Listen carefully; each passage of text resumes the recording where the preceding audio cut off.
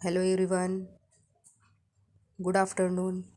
आज मैं आपको व्याकरण में वाक्य के भेद सिखाऊंगी। क्या?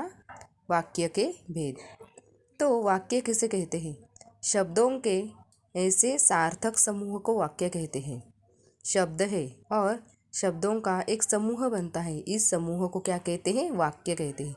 जिसमें अपने जो विचार हैं उस विचार की पूर्णता को प्रकट होते हैं। जैसे कि देखिए, एक उदाहरण है, सदा सत्य बोलो। ये शब्द है, इस शब्दों का जो समूह है उससे क्या बना? वाक्य बना। समय बहुत बलवान है, सूर्य पूर्व में उदय होता है। इन शब्दों के समूह से क्या बना? वाक्य बना। अभी वाक्य के भेद। वाक्य के दो भेद हैं, एक रचना के आधार पर और एक अर्थ के आधार पर।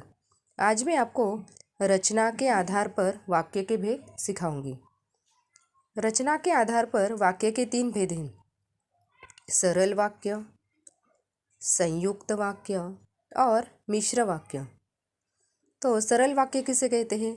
जिस वाक्य में एक ही मुख्य क्रिया हो। जिस वाक्य में एक ही मुख्य क्रिया हो उसे सरल वाक्य कहते हैं। जैसे कि स्वाति का पत्र आया था, इसमें क्या है? एक ही क्रिया है और वो कैसी है? मुख्य है। सचिन दिल्ली चला गया, मोर नाच रहा है। यहाँ पे एक ही वाक्य और वो कैसा है? मुख्य है। दूसरा है संयुक्त वाक्य। संयुक्त वाक्य में दो या दो से अधिक सरल वाक्य समुच्चय बोधकों। समुच्चय बोधक शब्द कौन कौन से? जैसे कि और, परंतु, तथा, या आदि से जुड़े होते हैं, उसे क्या कहते हैं? संयुक्त वाक्य। संयुक्त वाक्य में दो या दो से अधिक सरल वाक्य होते हैं और वो किससे जुड़े होते हैं? समुच्चय बोधक शब्दों से जुड़े होते हैं। जैसे कि सुकेशी से मैंने फल मंगवाए थे परंतु वह लाई नहीं। तो कौन से शब्द से जुड़े हुए हैं? परंतु से। और वहाँ पे दो वाक्य है, सुकेशी से मैंने फल मंगवाए और वह लाई नहीं, और वो परंतु इस शब्द से जुड़े हुए हैं। दूसरा है सनी कल भोपाल जाएगा और 4 दिन बाद लौट आएगा। दो वाक्य है, दो वाक्य है और वो कौन से शब्द से जुड़े हुए? और शब्द से। इसलिए ये क्या है? संयुक्त वाक्य।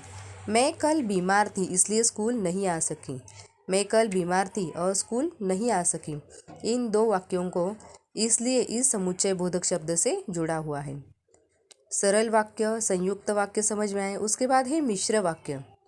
जिस वाक्य में एक प्रधान और शेष यानी दूसरा जो बचा हुआ होता है वाक्य वो आश्रित उपवाक्य हो, उसे क्या कहते हैं? मिश्रित वाक्य कहते हैं या मिश्र वाक्य कहते हैं। जैसे कि पारुल ने कहा था कि वह पचमढ़ी जाएगा। पारुल ने कहा और दूसरा शेष वाक्य क्या है? वह पचमढ़ी जाएगा।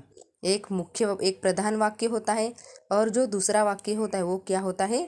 वो पहले वाक्य पे आश्रित होता है, यानी उसे उपवाक्य कहते हैं।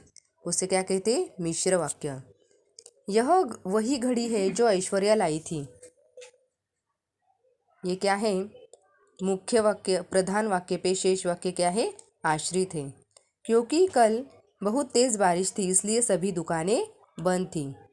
क्योंकि कल तेज बारिश थी और दूसरा क्या है? इसलिए सभी दुकानें बंद थी। ये क्या है? शेष वाक्य उस पे आश्रित है। ये क्या है? मिश्र वाक्य के उदाहरण है।